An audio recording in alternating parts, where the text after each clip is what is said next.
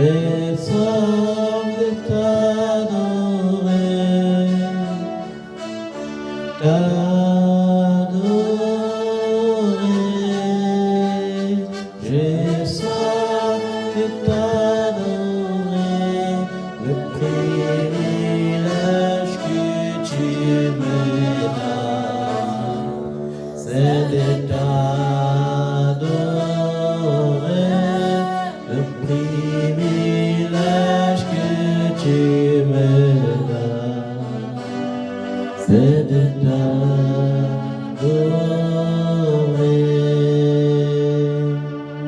te louer, j'ai soif de te louer, te louer, j'ai soif de te louer, le privilège que tu me donnes, c'est de te louer, le privilège que tu me donnes, c'est de te louer, te bénir, j'ai soif de te bénir, te bénir,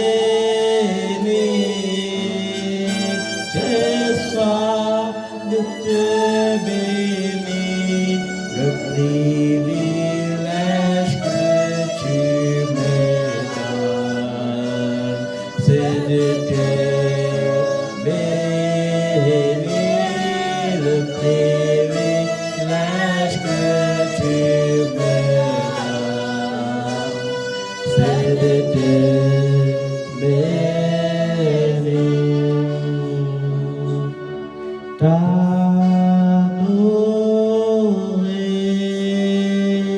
j'ai soif de t'adorer, t'adorer, j'ai soif de t'adorer, le privilège que tu me donnes, c'est de t'adorer, le privilège que tu me donnes, c'est de t'adorer.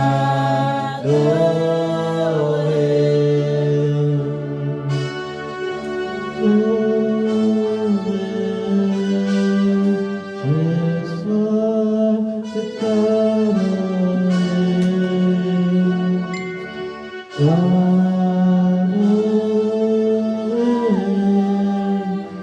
j'ai soif de t'adorer, le privilège que tu me donnes, c'est de t'adorer, le privilège que tu me donnes, c'est de t'adorer.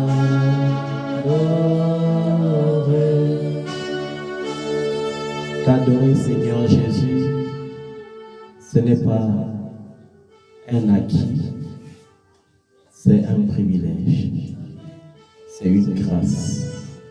Nous ne méritons même pas d'être dans ta présence, nous ne méritons même pas d'invoquer ton Saint-Nom, mais il t'a plu, Seigneur, que tu nous accordes cette grâce. Il a plu, Seigneur, il t'a plu que tu nous accordes, Seigneur, de t'invoquer et de te donner la première place.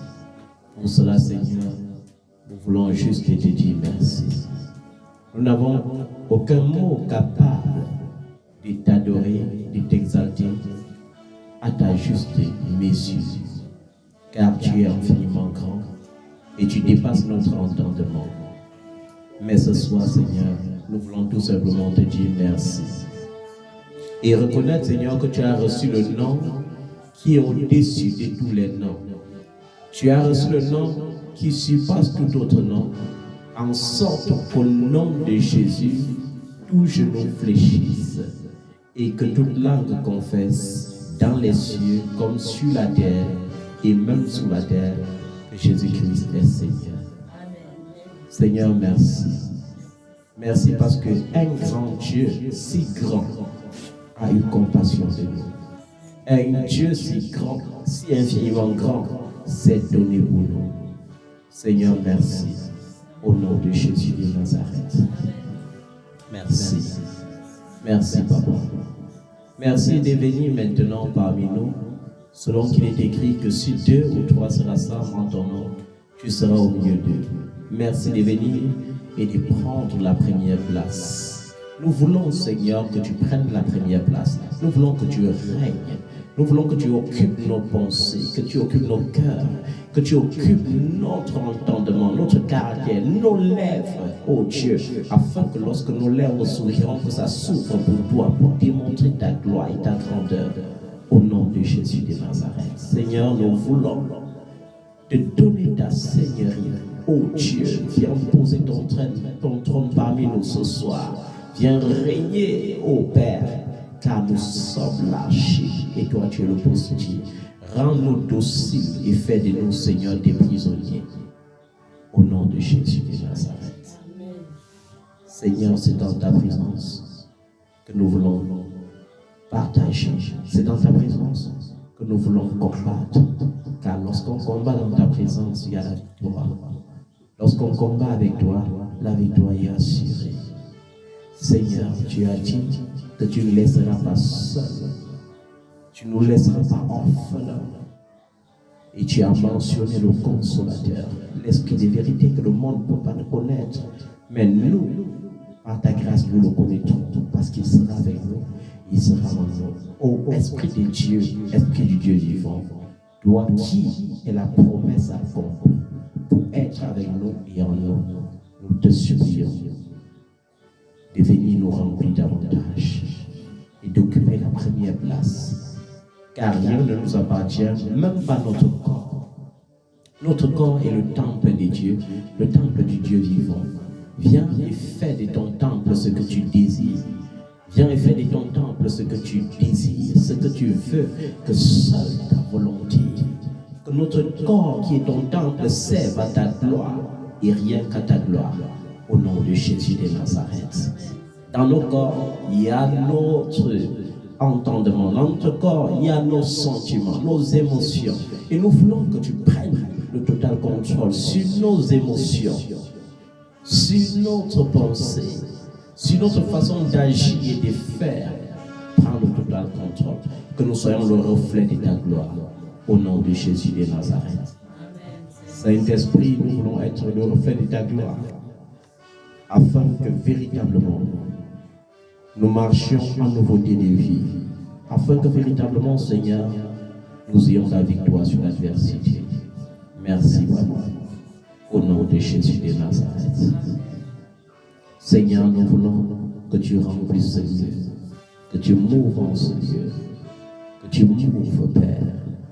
Viens pouvoir ce soir, viens pouvoir dans les cœurs désespérés. Viens nous voir, afin que le cœur désespéré reçoive à nouveau l'espoir d'une vie.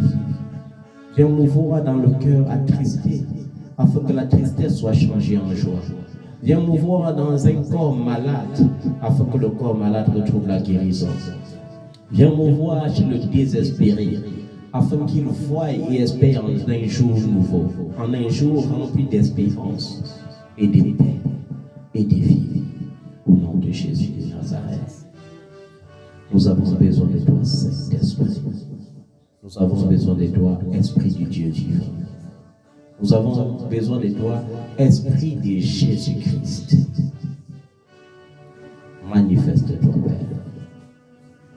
S'il y a un péché qui empêche ta présence, nous prions ce soir, Père, afin que le sacrifice de Jésus-Christ à la croix vienne détruire le péché, que la puissance de ton sacrifice à la croix vienne détruire le règne du péché. Car rien ne peut empêcher au Dieu saint de faire de nous un peuple saint. Il a dit, nous sommes le sel de la terre, nous sommes la lumière du monde. Père, rends la saveur à ce sel, rends la saveur à ce sel. Que ta lumière luise encore, afin que les ténèbres soient éclairées. Que ta lumière luise encore, afin que ce monde soit éclairé. Que ta lumière luise encore, afin que les familles soient éclairées. Que ta lumière luise encore, afin que ta paix se répande à nouveau dans le monde entier. Que ta lumière luise encore, afin que ceux qui manquaient la paix du cœur retrouvent la paix du cœur. Au nom de Jésus de Nazareth. Viens Seigneur. Viens Esprit de Jésus-Christ. Viens remplir nos cœurs de l'amour. Afin que l'amour fasse un tour dans les rues et que les rues soient transformées. Afin que l'amour fasse un tour dans les hôpitaux et que les malades guérissent. Afin que l'amour fasse un tour dans les familles pour que les morts ressuscitent. Afin que l'amour fasse un tour, Seigneur, dans les sociétés pour que les vies soient éclairées. Viens, Seigneur, Esprit d'amour, Esprit de sagesse, Esprit de consolation. Viens et transforme toutes choses. Prends la place qui te revient. Prends la place qui te revient. Prends la première place. Jamais la deuxième place, mais la première place. La première place, Seigneur. Au nom de Jésus de Nazareth. C'est par toi et avec toi que nous voulons agir. C'est pourquoi le Seigneur Jésus disait, face à ceux qui le persécutaient, que l'Esprit du Père agit encore. Aussi, moi, j'agis. Et le Saint-Esprit étant disponible ce soir, nous voulons par la puissance qui a ressuscité Christ entre les morts, commander à nos corps mortels de recevoir la vie au nom de Jésus. Nous voulons commander à tous les domaines de nos vies qui sont mortes de reprendre la vie maintenant au nom de Jésus de Nazareth. Nous voulons commander, Père, que ce qui ne marchait pas commence à marcher maintenant par la puissance qui a ressuscité Christ entre les morts. Père, par cette puissance, je viens ordonner parce que tu as dit, vous chasserez les démons, que tout démon qui maintient la vie de quelqu'un dans l'obscurité, dans les déboires, dans la tristesse, soit lié maintenant et renvoyé dans les abîmes au nom de Jésus de Nazareth. Que toute chaîne de la captivité tombe maintenant et que ta vie soit complètement libérée, totalement libérée, totalement libérée au nom de Jésus de Nazareth. Tu es l'esprit de feu qui baptise par le feu, qui délivre par le feu, qui a apparu aux apôtres et aux disciples rassemblés dans la chambre haute par le feu. Et j'invoque ce feu ce soir dans nos corps. Brûle en nous, Saint-Esprit. Brûle dans le corps de quelqu'un maintenant. Au nom de Jésus de Nazareth. Je prie que le feu de Dieu brûle en toi. Brûle dans tes pensées. Brûle dans tout ton être. Brûle dans tout ton corps. De la tête jusqu'à la plante des pieds. Reçois ce feu maintenant. Reçois ce feu maintenant et sois totalement délivré de toute maladie au nom de Jésus. Sois délivré, que les douleurs dans ton corps disparaissent par la puissance du feu au nom de Jésus-Christ de Nazareth. Que les douleurs dans ton corps disparaissent maintenant par le feu au nom de Jésus-Christ de Nazareth. Je commande à la maladie qui régnait dans ton corps d'être consumée par le feu. Personne, aucun microbe, aucun virus, aucune bactérie ne peut résister dans le feu de Dieu. Que ce feu brûle dans ton corps maintenant. Toi qui es malade depuis le début de cette année, que la maladie disparaisse maintenant par le feu au nom de Jésus-Christ de Nazareth. Toi qui es désespéré, toi qui vis dans les douleurs depuis le début de cette année. Reçois la visitation du feu de Dieu maintenant. Reçois la visitation du feu de Dieu maintenant. Reçois la visitation du feu de Dieu maintenant. Reçois la visitation du feu de Dieu maintenant. Et que ce feu te délivre maintenant. Au nom de Jésus-Christ de Nazareth. Toi qui rêves des cauchemars depuis le début de cette année, reçois le feu de Dieu. Reçois le feu de Dieu dans ton sommeil. Reçois le feu de Dieu dans ta maison maintenant. Et que ton sommeil devienne paisible. Au nom de Jésus-Christ de Nazareth. Que les ténèbres reculent et donnent place à la lumière. Que les ténèbres reculent et donnent place à la lumière. Que la maladie recule et donne place à la guérison. Que la maladie recule et donne place à la guérison. Que le désespoir recule et donne place maintenant à l'espoir. Au nom puissant de Jésus-Christ de Nazareth, je commande la vie en abondance. Je commande la vie jouée de Dieu. Je commande à la puissance de Dieu de régner dans ton corps, dans ta vie, dans ton être.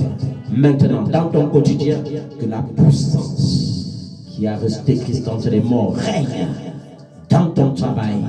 Que l'esprit qui a resté Christ entre les morts te distingue au milieu de tes collègues, au milieu de tes entreprises, au milieu de tes acquis, au milieu de tout ce que tu entreprendras. Que la puissance qui a resté Christ entre les morts opère et produise la vie en abondance. Au nom puissant de Jésus-Christ de Nazareth. Lorsque l'Éternel visite, la visitation engendre la bénédiction. Merci Père d'être là ce soir et de régner et de prendre la première place. Merci Seigneur. Au nom de Jésus, tout genou fléchira, toute langue confessera qu'il est Seigneur. Son nom est plus haut que tout autre nom. Son nom c'est Jésus. Il est Seigneur. Son nom est plus haut que tout autre nom. Son nom c'est Jésus, il est Seigneur. Au nom de Jésus, tout genou fléchira, toute langue confessera qu'il est Seigneur. Son nom est plus haut que tout autre nom. Son nom c'est Jésus, il est Seigneur. Son nom est plus haut que tout autre nom. Son nom c'est Jésus, il est Seigneur. Au nom de Jésus, la maladie fléchira, ton corps confessera qu'il est Seigneur. Son nom est plus haut que tout autre nom. Son nom c'est Jésus, il est Seigneur. Son nom est plus haut que tout autre nom. Son nom c'est Jésus, il est Seigneur. Au nom de Jésus, tout genou fléchira, toute langue confessera qu'il est Seigneur. Son nom est plus haut que tout autre nom. Son nom c'est Jésus, il est Seigneur. Son nom est plus haut que tout autre nom. Son nom c'est Jésus, il est Seigneur. Amen. Et nous allons continuer ce que nous avions commencé mercredi dernier, à savoir briser les liens qui peuvent empêcher la bénédiction en 2023. Amen. Et aujourd'hui, nous allons insister sur quelque chose de particulier. Nous avons dit, vous connaîtrez la vérité et la vérité vous rendra libre. Qu'est-ce qui empêche à un enfant de Dieu, né de nouveau, baptisé dans les eaux et baptisé dans l'Esprit de Dieu, d'être épanoui? Il y a plusieurs causes. Il y a les actions antérieures. Il y a les actions antérieures menées par lui-même, il y a les actions antérieures menées par sa propre famille ou par les ancêtres de sa propre famille. Et tant qu'il y a cela, le diable, qui était l'accusateur dans le ciel, étant prespé sur la terre, a encore le pouvoir de faire des réclamations en s'appuyant sur des actes que nous commettons. C'est pourquoi le Seigneur, dans le livre des Apocalypses, dit, si tu n'es pas chaud et si tu n'es pas froid, alors tu seras tiède. Et parce que tu n'es pas chaud et parce que tu n'es pas froid et que tu es tiède, je te vomirai. Et je vous ai expliqué que quand il parle de ceux qui sont chauds, il parle de ceux qui ont connu la vérité et qui sont désormais affranchis par la vérité et qui vivent pleinement une vie de vérité. Et quand il parle de ceux qui sont froids, il parle de ceux-là qui sont en attente du salut dans le monde. C'est pourquoi Jésus disait, lorsqu'il envoyait ses disciples en mission, n'allez pas vers les païens, mais allez plutôt vers les brebis perdues de la maison d'Israël.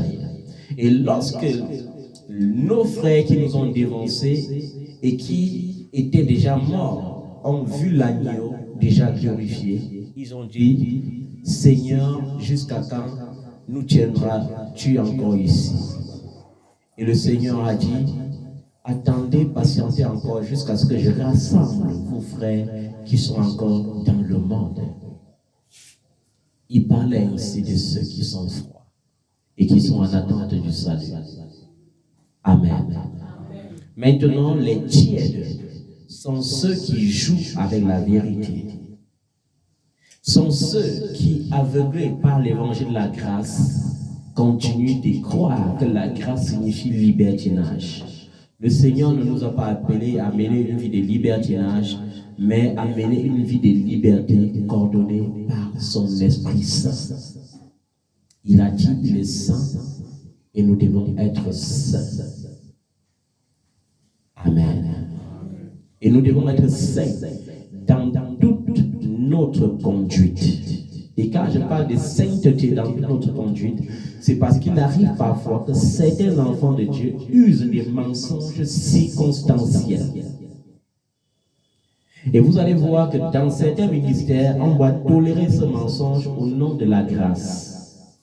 On va dire c'est une sainte mensonge. C'est un saint mensonge. Comme certains ont parlé des divorces, des saints divorces, pour justifier qu'on a le pouvoir de se marier, de divorcer et de se remarier, parce qu'on ne peut pas souffrir dans un mariage. La base, la fondation de la vie d'un enfant de Dieu est le Saint-Esprit. Et le Saint-Esprit ne se trompe pas, même dans les choix. Ça veut dire qu'il y aura des choix à faire dans la vie. Le choix du conjoint, le choix dans les affaires, le choix dans l'investissement. Et à chaque fois que tu feras le choix par l'Esprit de Dieu, il sera impossible pour toi d'échouer. Amen. Dieu ne se trompe pas. Il connaît la fin de toutes choses avant son commencement. Amen. Vous connaîtrez la vérité et la vérité vous rendra libre. Amen. Et aujourd'hui, nous allons parler de certaines vérités que plusieurs ignorent encore. Et je vous ai dit que les liens se brisent lorsqu'on fait référence à nos aînés dans la foi qui ont d'abord marché avec le Seigneur.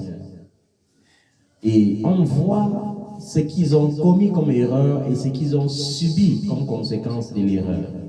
Nous avons vu par exemple le roi David. À un moment donné, il a fait le dénombrement du peuple d'Israël. Il ne savait pas que c'était mal aux yeux de l'Éternel. Et l'Éternel l'a blâmé pour cela au point de lui donner le choix de choisir entre 3 châtiments. Amen.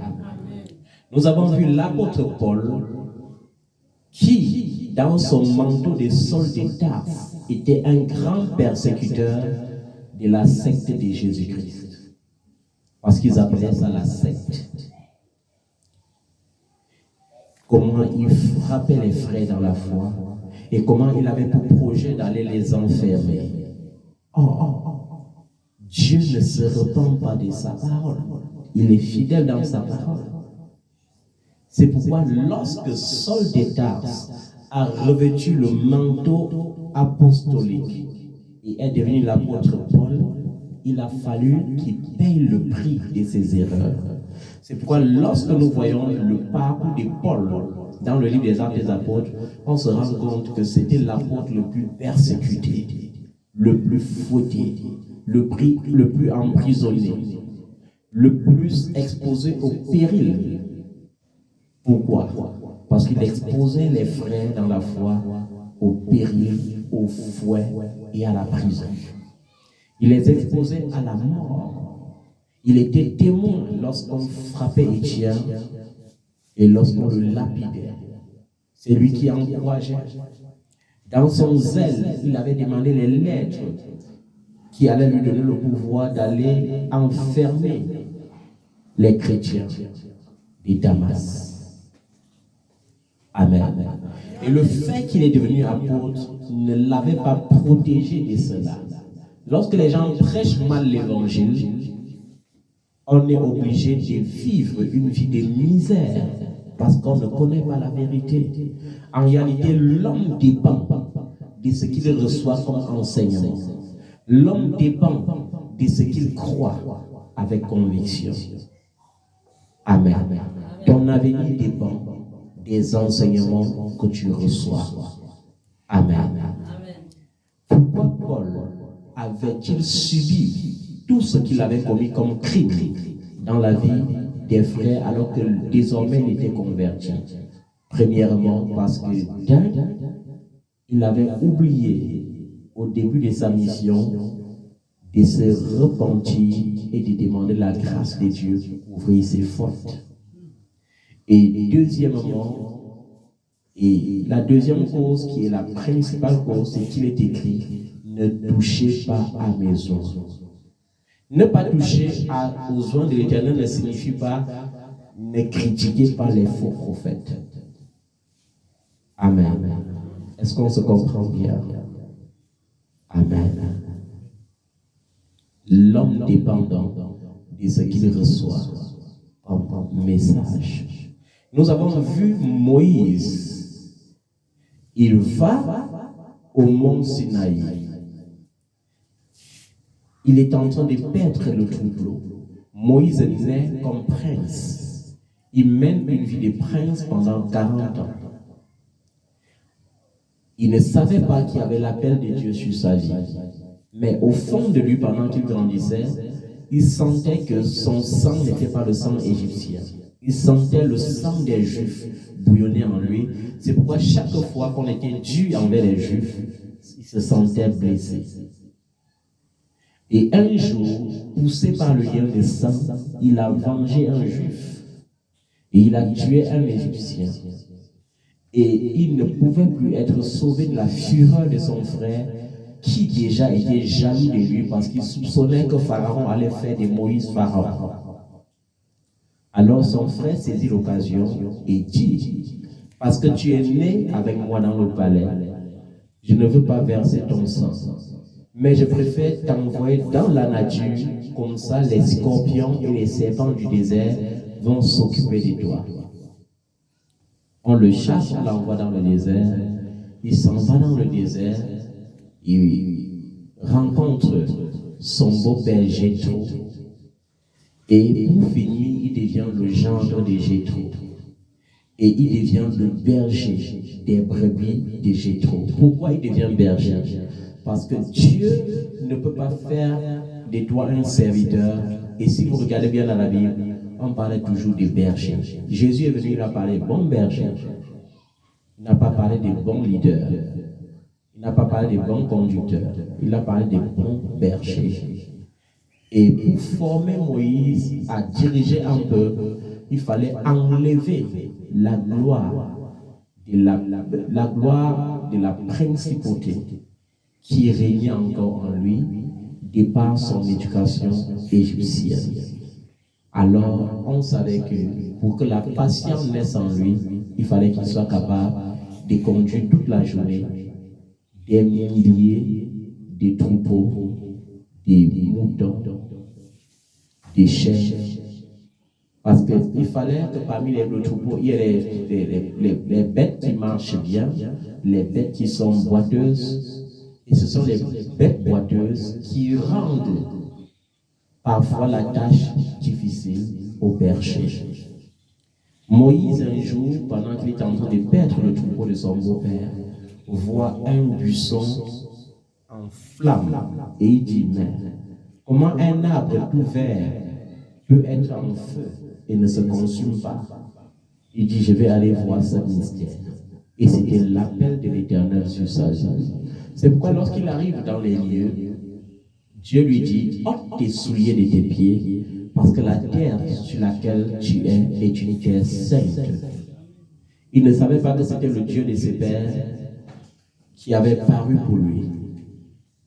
Il ne savait pas. Il ne savait pas que c'était le Dieu de ses pères. Et le Dieu d'Abraham a apparu à Moïse et lui a dit, mon peuple crie depuis plus de 400 ans. Et maintenant, toi, tu es mon choix pour faire sortir mon peuple d'Égypte. Et Moïse n'a pas dit Amen. Et c'est le cas de plusieurs. Nous avons vu Jonas qui, face à l'appel de Dieu, a contesté avec Dieu. Il a même cru qu'on peut fuir devant ce Dieu qui est omniprésent. Moïse a commencé à donner des raisons à Dieu. Seigneur, ce n'est pas moi, c'est sûr que tu as fait l'erreur. Je ne sais même pas parler. Et Dieu a opéré des signes devant Moïse pour renforcer sa foi et lui prouver qu'il sera avec Moïse. Qu'as-tu dans ta main? J'ai un bâton. Jette ce bâton au sol. Il jette le bâton devient un serpent. Il dit, n'aie pas peur, saisis le serpent par la queue. Il saisit par la queue, ça devient le bâton. Il dit, Moïse, mets ta main dans ton habit et retire-le. Il met sa main dans l'habit, il retire et sa main est couverte de lèpre. Il dit, remets dans l'habit. Il remet dans l'habit, il ressort et la main est sainte. Il dit, ne crains pas, je suis avec toi. Mais il y a quelque chose qui se produit. Lorsque Moïse est convaincu de sa mission, à cause des signes qui se sont manifestés, il part maintenant, il dit à son beau-père, j'ai une mission. Je vais retourner en Égypte pour libérer le peuple, mon peuple. Mais Dieu envoie un ange devant Moïse pour le tuer. Et c'est un mystère. Pourquoi Dieu veut tuer Moïse alors que pour finir, il a accepté quand même la mission? Parce qu'on ne conteste pas avec Dieu. Nous avons vu la même chose avec Job. Job a plaidé son innocence devant ses amis. Et quand Dieu est venu, Dieu a d'abord blâmé Job. Ne pouvais-tu pas garder le silence? Tu prétends être juste. Est-ce que tu étais avec moi lorsque je traçais le cercle de la terre? Quand je donnais la force à la gueule du crocodile, est-ce que tu étais avec moi? Avais-je fait de toi mon conseiller? Et c'est ça. Il y a des malédictions que nous attirons dans nos vies lorsque nous refusons ou contestons l'appel de Dieu. Dieu te parle, tu sens qu'il te parle, mais tu résistes. Tu trouves des raisons pour ne pas le servir parce que le monde t'attire. Parce que tes propres penchants t'attirent. Amen. Et qu'est-ce qui sauve Moïse? Dieu, quand il a envoyé l'ange tuer Balaam, il a lui-même sauvé Balaam en faisant en sorte que l'âne de Balaam parle la langue des hommes. Dieu envoie pour sauver, mais pour tuer, mais il était un Dieu miséricordieux. Les yeux de Moïse ne peuvent pas voir l'ange, mais il ouvre les yeux de la femme de Moïse. La femme constate qu'il y a l'ange avec l'épée en main. Qu'est-ce qu'elle fait? Elle circoncit son enfant. Et quand l'ange voit le sang, sachant que c'est le sang de Moïse, il est obligé de se retirer. Amen. Et nous voyons cela dans Exode chapitre 2, comment Moïse est sauvé par la circoncision de son propre fils.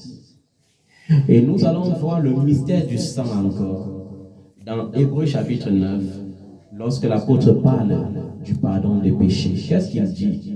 Il dit, sans effusion de sang, il n'y a pas de pardon des péchés. Et nous voyons quand l'ange la mort descend pour tuer les premiers-nés en Égypte, qu'est-ce qui sauve? Le sang. Quand Jésus-Christ vient pour sauver le monde, qu'est-ce qu'il faut? Le sang. Le sang. Le sang. Et c'est ça qui doit nous conduire à briser un lien que les gens négligent beaucoup. Amen. Dans Exode chapitre 22, il est écrit, c'était l'une des lois formelles en Israël.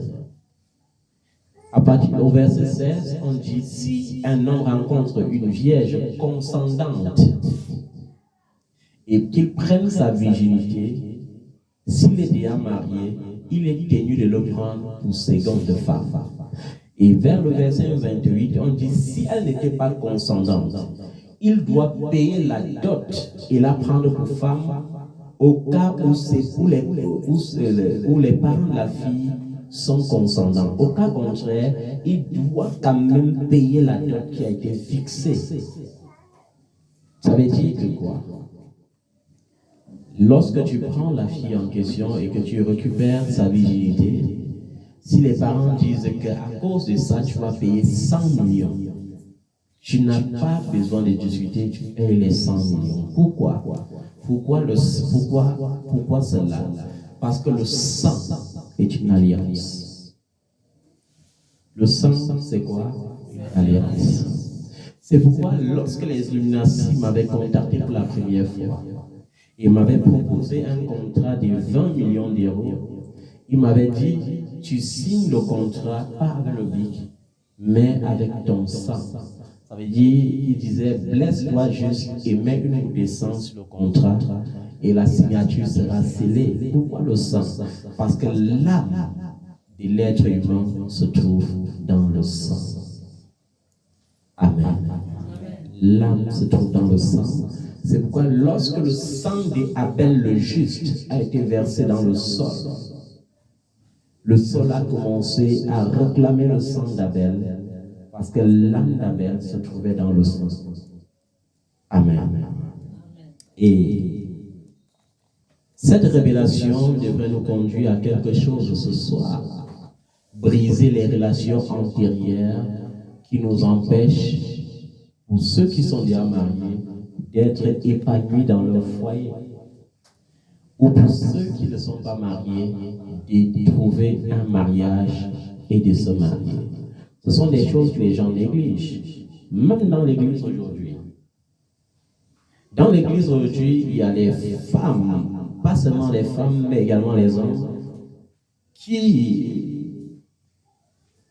qui continuent de mener des flirts.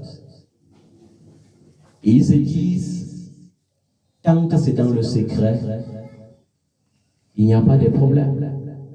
Il y a les fils d'Ismaël cachés dans l'église qui vont venir rencontrer les sœurs et qui vont dire, si on fait ça ensemble et on est fidèle, Dieu ne peut pas être contre ça.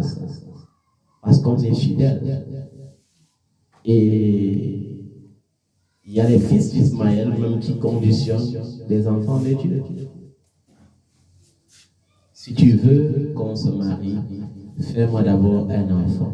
Si tu veux qu'on se marie, allons d'abord nous connaître intimement. Si tu ne le fais pas, ça veut dire que tu ne m'aimes pas. Vous voyez comment les gens tissent des alliances. Amen. Et la vérité, c'est que Dieu connaissait l'importance de cela. C'est pourquoi il était formellement interdit en Israël d'épouser une femme qui a perdu sa virginité. Amen. Aujourd'hui, l'évangile de la grâce vient, les gens disent non, ce n'est pas grave, celui qui va se repentir sincèrement doit redevenir vierge. Par quel mystère? Par quel mystère? La loi du sang. Amen. Et nous devons détruire cela. Pourquoi est-ce que nous devons détruire cela? Parce que si dans le livre des Deutéronomes, la liste des bénédictions semble longue, la liste des malédictions est encore plus longue que la liste des bénédictions. Je vais énumérer par exemple. Dans le livre des Deutéronomes 28, qu'est-ce que Moïse dit au peuple? Il dit, si tu obéis à l'Éternel ton Dieu en respectant et en mettant en pratique tous ces commandements que je te prescris aujourd'hui, l'Éternel ton Dieu te donnera la supériorité sur toutes les nations de la terre. L'obéissance te rend d'abord supérieur. Et quand on parle des nations de la terre, ça commence par ta famille. Des gens ne peuvent pas prendre des décisions sans te consulter. Parce qu'on sait que si on prend sans toi, ça échoue. Les gens vont te minimiser parce que tu sers ton Dieu, mais quand ils auront des problèmes, la première personne à consulter, ça sera toujours toi. Quand ils seront malades, c'est toi qui vont appeler. Pourquoi? Parce que tu as un esprit supérieur. Et l'esprit supérieur naît de l'obéissance. Amen. Dis avec moi obéissance. Obéissance. Amen. Voici toutes les bénédictions qui se déverseront sur toi. Parce que quand Dieu te rend supérieur, c'est pour compenser ton obéissance. Amen. Et lorsqu'il a compensé ton obéissance, qu'est-ce qu'il fait? Il prend sur lui maintenant de te bénir. Parce qu'il t'a donné un esprit supérieur. Pourquoi l'esprit supérieur avant la bénédiction? Parce que si tu n'as pas l'esprit supérieur, tu ne peux pas gérer les bénédictions. C'est pourquoi il te donne d'abord un esprit supérieur avant de te bénir. Et quelles sont ces bénédictions? Lorsque tu continues d'obéir, alors que tu as l'esprit supérieur, il te bénit dans les villes et il te bénit dans les champs. Tes enfants, le produit de ton sol, les portées de tes troupeaux, de ton gros et de ton petit bétail, tout cela sera béni. Ta corbeille et ta huche seront bénies. Tu seras béni à ton arrivée et tu seras béni à ton départ. L'Éternel te donnera la victoire sur les ennemis qui se dresseront contre toi. Ils sortiront contre toi par un seul chemin et c'est par ce chemin qu'ils fuiront devant toi. L'Éternel ordonnera la bénédiction d'être avec toi dans tes greniers et dans toutes tes entreprises. Il te bénira dans le pays que l'Éternel ton Dieu te donne. Tu seras pour l'Éternel un peuple saint comme il te l'a juré, lorsque tu respecteras les commandements de l'Éternel ton Dieu et que tu marcheras dans ses voies. Tous les peuples de la terre verront que tu es appelé du nom de l'Éternel et ils auront peur de toi. Vous avez vu comment dans l'obéissance, il y a les degrés d'obéissance. Ça veut dire que tu as obéi premièrement, il t'a donné un esprit supérieur. Tu as encore obéi, qu'est-ce qu'il fait? Il fait de tes combats ses combats. Maintenant, quand ton obéissance atteint le comble, il fait en sorte que tes ennemis viennent contre toi par un seul chemin et qu'ils s'enfuient par ce chemin. Il fait en sorte que les nations connaissent qu'il est avec toi et qu'ils te craignent. Amen. L'Éternel te comblera des biens en multipliant tes enfants, les portées de tes troupeaux et le produit de ton sol dans le territoire qu'il a juré à tes ancêtres de te donner. L'Éternel t'ouvrira son bon trésor, le ciel, pour envoyer au moment voulu la pluie sur ton pays et pour bénir tout le travail de tes mains. Vous avez vu, il faut atteindre le 3e degré de la bénédiction pour avoir les portées des bénédictions financières. C'est pourquoi, à cette portée, il dit, tu prêteras à beaucoup de nations et tu n'emprunteras point. L'Éternel fera de toi la tête et non la queue. Tu seras toujours en haut et jamais en bas. Lorsque tu obéiras au commandement de l'Éternel, ton Dieu, et que je te prescris aujourd'hui pour que tu les respectes et les mettes en pratique. Et lorsque tu ne t'écarteras ni de droite ni de gauche de tous les commandements que je vous donne aujourd'hui pour suivre d'autres dieux et les servir. Vous avez vu ici, et les dieux aujourd'hui ne sont pas forcément les dieux Baal. Il y a les ministères qui ne servent point Dieu, mais qui servent des dieux. Et lorsque tu te prostitues au Dieu de sans savoir, tu es sous la malédiction, même sans savoir. Amen. Donc nous devons savoir que la parole de Dieu ne se confesse pas. lorsqu'elle ne rencontre pas en nous la vérité. Parce que les enfants de Dieu aiment bien prier. Seigneur, tu as dit, je serai la tête et non la queue. Non, dis plutôt, Seigneur, tu as dit que s'il reste obéissant, tu feras de moi la tête et non la queue. C'est ça, la vérité. Le diable aime que les enfants de Dieu demeurent dans les demi-vérités. Dieu n'est pas dans les demi-vérités, il est dans la vérité. Je ne peux pas venir dire à Dieu, fais de moi la tête et non la queue, alors que je sais que je vis dans la désobéissance. Alors que je sais que je vis dans la ruse, dans la tromperie. La ruse, la tromperie, il y a les femmes qui sont dans des grands ministères en Europe. Elles sont dans des grands ministères là-bas. Elles ont des fonctions, des chantres. D'autres ont des fonctions de diacres, des diaconesses, d'anciennes églises. Elles sont mariées là-bas, mais elles sont encore mariées en Afrique. Et elles sont dans l'église. Chaque fois, une fois ou deux fois par an, chérie, je m'en vais en Afrique rendre visite aux parents, je m'en vais rendre visite à la famille, alors qu'elle sait qu'elle va vivre ces 1 mois de mariage. Et quand la vie devient une vie de malédiction, parce que lorsque nous vivons une vie d'obéissance, ce n'est pas seulement pour nous, c'est pour la génération à venir. Comment prépares-tu l'avenir terrestre de tes enfants? Es-tu en train de préparer pour eux la souffrance qui est la conséquence de tes actes, ou bien le bonheur qui est la conséquence de ton obéissance? Amen. Et j'ai dit, la liste des malédictions est plus grande. À partir du verset 11, on dit, à partir, pas du verset 11, à partir du verset 15, il est dit, en revanche, si tu n'obéis pas à l'Éternel ton Dieu en respectant et en mettant en pratique tous ces commandements et toutes ces prescriptions que je te donne aujourd'hui, voici toutes les malédictions qui t'atteindront et seront dans l'eau. Tu seras maudit dans la ville et dans les champs. Ta corbeille et ta huche seront maudits, tes enfants, le produit de ton sol, les portées de ton gros et de ton petit bétail, tout cela sera maudit. Tu seras maudit à ton arrivée et à ton départ.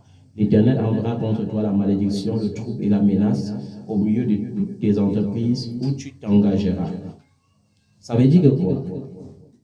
J'ai une entreprise qui fructifie beaucoup parce que je suis dans l'obéissance. Maintenant, je commence à voir comment ça fructifie et je commence à négliger ma vie d'adoration, d'adorateur, à négliger ma vie de méditation et après le péché et l'orgueil viennent m'animer. Alors Dieu s'élève et il envoie la malédiction dans mes entreprises. C'est pourquoi vous voyez souvent certaines entreprises, ça semble grimper, après, c'est la chute libre. Ce ne sera pas long à cause de la méchanceté de tes agissements qui t'aura amené à m'abandonner. L'Éternel attachera la peste à toi jusqu'à ce qu'elle t'élimine du territoire que tu vas entrer en possession. L'Éternel te frappera des dépérissements. C'est pour ça que vous voyez souvent certains enfants de Dieu, ils sont tous secs. Ce n'est pas parce qu'ils gênent beaucoup. Non, c'est parce que la vigueur spirituelle n'est plus attachée à leur vie. Leur vie devient une vie de misère malgré leurs efforts. Pourquoi? Parce qu'ils sont sous la malédiction et non sous la bénédiction. Amen. Il te frappera des dépérissements, des fièvres, d'inflammation, des chaleurs brûlantes, des dessèchements. Vous avez vu les maladies, souvent vous avez déjà des symptômes. Tu restes, ton corps chauffe, tu as toujours les bobos partout. Pourquoi? Parce que ta vie commence à être influencée par la malédiction.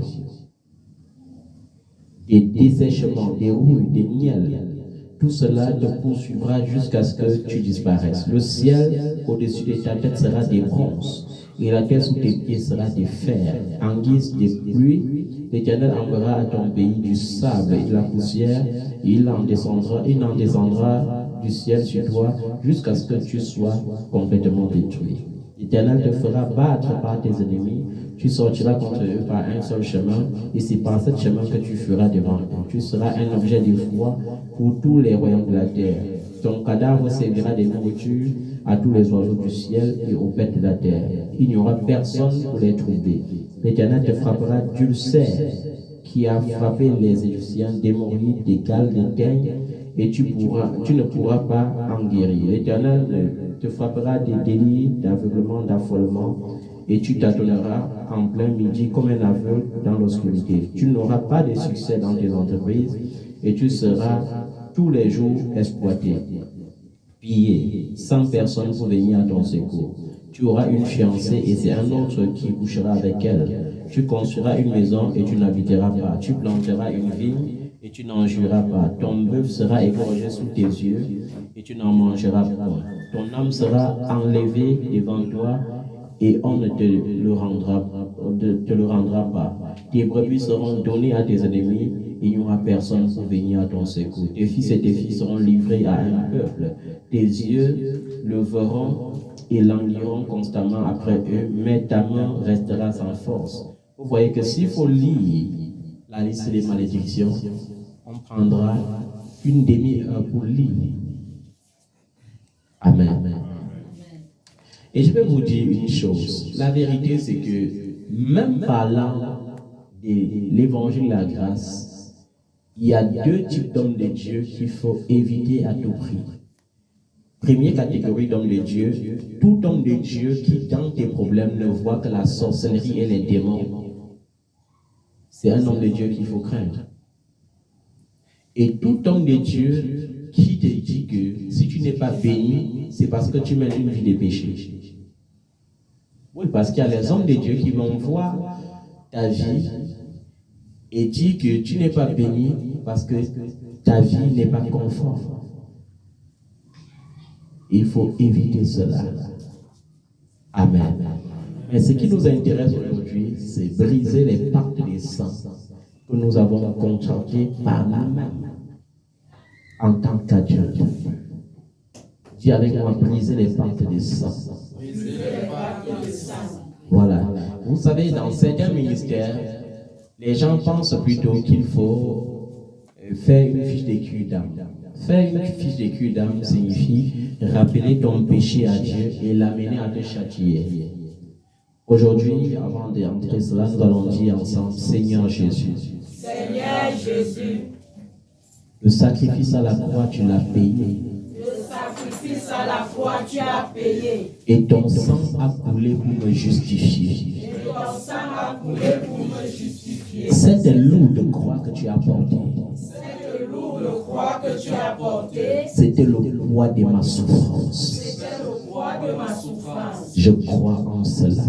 Je crois en cela. Je crois en ta mort. Je crois en ta mort. Je crois en ta résurrection. Je crois en ta résurrection. Et je crois que je suis assis avec toi Et je crois que je suis assise avec toi dans les lieux célestes dans les célestes par la grâce du Père. par la grâce du Père. Seigneur Jésus, Seigneur Jésus, ton sang a coulé pour me purifier, ton sang a coulé pour me purifier, pour me délivrer pour me délivrer de tout péché, de tout péché, de toute conséquence des péchés, conséquence de mes péchés, de toute malédiction. de toute malédiction. Ce soir, Ce soir, je viens dans ta présence je viens dans ta présence pour plaider ma cause avec toi, pour plaider ma cause avec toi, afin que Seigneur, afin que Seigneur, tu m'accordes la grâce tu m'accordes la grâce d'être pardonné, d'être pardonné, d'être justifié, d'être justifié, d'être sanctifié d'être sanctifié et d'être prêt et d'être prêt à vivre dans la bénédiction à vivre dans la et bénédiction, dans l'épanouissement total. dans l'épanouissement total. Au nom de Jésus. Au nom de Jésus. Seigneur Jésus, Seigneur Jésus, s'il y avait une coupe de malédiction s'il y avait une coupe de que malédiction le Père avait préparée pour moi, que le Père avait préparée pour moi, comme conséquence de mes péchés, comme conséquence de mes péchés, je te supplie je te supplie, Père, d'éloigner de moi cette coupe. d'éloigner de moi cette coupe. Au nom tout-puissant de Jésus-Christ de Nazareth. Que ton sang, Seigneur Jésus, Que ton sang, Seigneur Jésus, plaide dans ma faveur et me délivre de tout mal. Au nom de Jésus de Nazareth. Amen. Seigneur Jésus, Seigneur Jésus, Seigneur Jésus, Seigneur Jésus, tu es mon Dieu. tu es mon Dieu. Je suis ton enfant. Je suis ton enfant. Et dans ma détresse, c'est à toi que je crie. C'est à toi que je crie. C'est vers toi que je me tourne. C'est vers toi que je me tourne. Ne me laisse pas confus. Ne me laisse pas confus. Dans mon espérance. Dans mon espérance. Au nom de Jésus de Nazareth. Père, je prie et je déclare. Je prie et je déclare Que toute malédiction. Que Satan a préparé dans ma vie. En saisissant l'occasion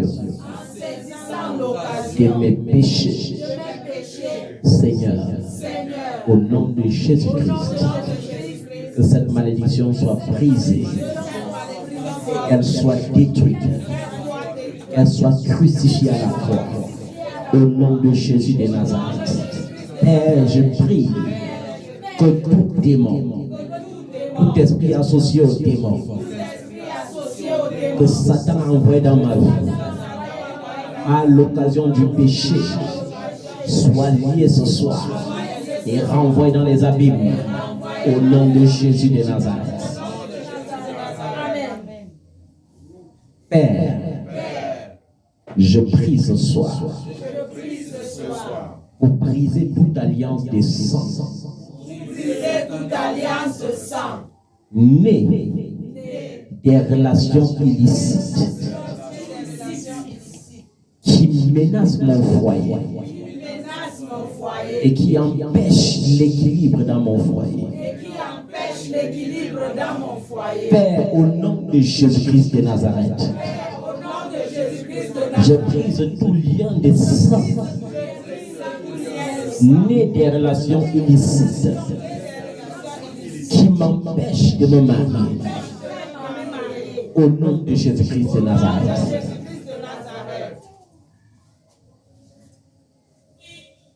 Marie, la femme samaritaine, croyait que c'était normal d'avoir plusieurs maris à la fois. Et je suis sûr que même ces maris croyaient que c'était normal d'avoir plusieurs femmes à la fois.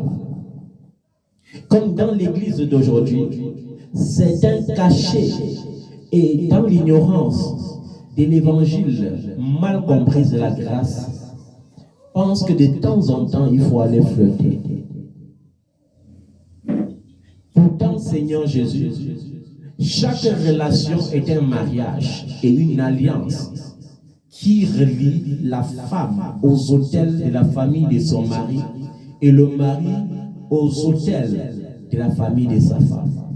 C'est pourquoi tu as dit par la bouche de l'apôtre Paul que celui qui couche avec une prostituée forme un seul corps avec la prostituée. Et ce soir, Seigneur, je viens humblement devant ton trône pour te supplier, Seigneur, de briser, de renverser les autels qui sont entrés dans ma vie par la pratique des relations illicites. Que ces autels qui menacent ma vie par l'instabilité, par la stagnation, par les maladies, par la pauvreté. Seigneur Jésus, que ces autels soient renversés. Tu as dit dans ta parole, Dieu est témoin entre un homme et la femme de sa jeunesse. Que toute promesse, tout je t'aime, que j'ai donné dans une relation et qui ne venait pas peut-être de mon cœur et qui étaient des mots de flatterie, des mots de persuasion pour maintenir la flamme de l'iniquité. Seigneur Jésus, viens briser cela. Viens me délivrer de cela. que toute réclamation née des paroles de persuasion que j'ai données dans une relation et qui à la suite a causé la tristesse dans un cœur, une tristesse qui hante ma vie, une tristesse qui détruit mon foyer, une tristesse qui empêche mon épanouissement, une tristesse qui m'empêche d'avancer. Je te supplie, Seigneur Jésus-Christ de Nazareth, brise cela ce soir. Brise cela ce soir. Il est écrit qu'il n'y a plus aucune condamnation. Il est écrit que tu as effacé l'acte dont les ordonnances me condamnaient. Que tout acte dont les ordonnances me condamnent, par des paroles sorties de ma bouche, par des paroles de persuasion. Seigneur Jésus, brise ces paroles.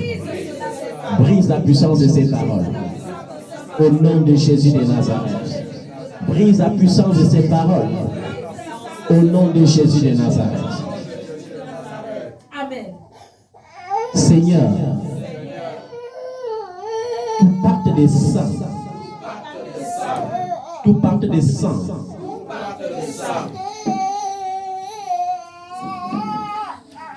sorti de l'iniquité. Il y a quelque chose que les gens n'ont pas compris. Même la contraception qui ne vient pas de Dieu est un canal par lequel l'ennemi fait des réclamations dans les vies des gens. Je vais vous dire une chose. Lorsque Judas, fils de Jacob, a engendré des fils, un de ses fils a pris une femme et il est mort au bout de quelques années sans engendrer dans son mariage. Selon la coutume juive, il fallait que son frère vienne prendre la femme en mariage pour relever son nom en Israël. Quand son frère est venu, il a pris la femme, il est aussi mort sans avoir d'enfant pour relever le nom de son frère. Le troisième, qui était plus jeune, est venu et il a dit non. Ça veut dire que ça c'est une femme maudite. C'est une femme tellement maudite que si je verse ma semence en elle et que ça produit des enfants, ces enfants seront maudits. Par conséquent, chaque fois que j'irai avec elle, je verserai ma semence au sol. Et cette fois-là, c'est Dieu lui-même qui l'a tué. Parce qu'il versait sa semence au sol. Pourquoi Dieu l'a tué?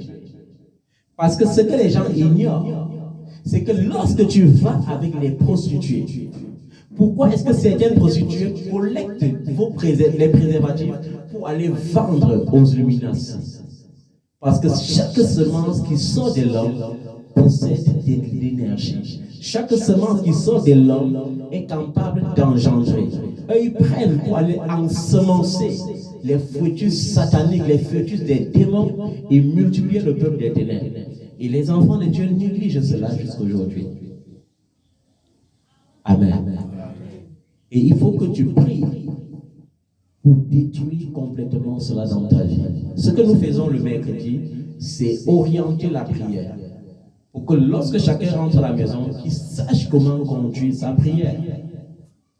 Je ne suis pas ici pour savoir le jour où tu avais pris sur toi délibérément de donner ta virginité à un homme. Mais je suis en train de te rappeler que le flux du sang qui a coulé ce jour-là était le flux d'une alliance scellée qui a introduit les autels de cet homme dans ta vie et qui a introduit les autels de ta famille dans la vie de cet homme. Ça veut dire que si dans sa famille on produisait la mort précoce, il est possible que tu aies hérité de la mort précoce. Si dans sa famille on produisait la maladie, il est possible que tu hérites de cela. Et si tu ne prises pas, tu te conformes à l'évangile de la grâce comme les gens disent. Non, non, la grâce, Dieu est miséricordieux. Dieu est miséricordieux, mais Dieu ne change pas. Dieu est un feu dévorant. Amen. Et c'est toi seul qui connais le jour où cet acte s'était produit. Et c'est à toi d'aller, non pas forcément ici, mais dans le secret avec ton Dieu pour dire, Seigneur, je viens briser cette intimité. cette intimité qui avait volé la plus grande source dans ma vie. Et te supplier, Seigneur, de me reconnecter à ma ressource naturelle. Et te supplier, Seigneur, de restaurer complètement l'énergie que j'avais avant que cet acte ne se produise dans ma vie. Amen. On ne veut pas savoir si tu étais consentant ou pas. On veut seulement que tu saches que cela a produit quelque chose de négatif dans ta vie. Si tu as la grâce que cela s'était produit avec ton mari, ce n'est pas illicite. Dans le mariage, quand vous êtes unis en Christ, c'est la fondation de Christ qui règne dans vos vies. Mais lorsque tu es parti faire des alliances avec des païens, et tu viens dans la maison d'un frère en Christ, c'est pour perturber sa vie. Excusez-moi de dire cela, mais c'est la vérité. Amen. C'est la vérité. Dis avec moi, Seigneur Jésus-Christ de Nazareth, que tout ce que j'ai perdu, par des relations illicites, que ce soit la fornication, que ce soit l'adultère, Seigneur, en toi on retrouve toutes choses. Seigneur, redonne-moi ce que j'ai perdu. Si mon étoile a été touchée, je te supplie de restaurer mon étoile. Par le nom de Jésus-Christ de Nazareth. Restaure ma lumière. Restaure mon énergie. Au nom de Jésus-Christ de Nazareth. Si mes finances ont été volées dans une relation illicite, Père, je te supplie de restaurer mes finances. Si ma santé a été volée dans une relation illicite, Père, je te supplie de restaurer ma santé. Si ma vigueur a été volée dans une relation illicite, Seigneur, je te supplie de restaurer ma relation dans mon énergie.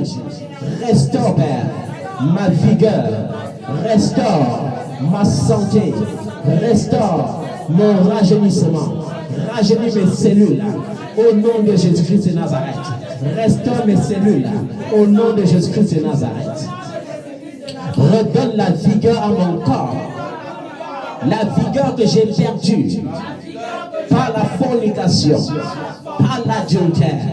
Redonne ma vigueur au nom de Jésus-Christ de Nazareth. Si ma grâce a été emportée dans le monde des ténèbres, à cause, Seigneur, d'une relation illicite, donne des ordres à tes anges qu'ils descendent, Seigneur, dans le monde des ténèbres et qu'ils récupèrent la grâce qui est sur ma vie, qu'il récupère l'énergie que tu avais placée sur ma vie, qu'il récupère le bonheur que tu avais projeté pour moi,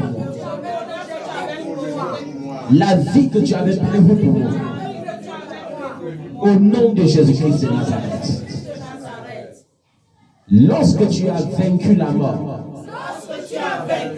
tu as récupéré la clé de la mort et du séjour des morts.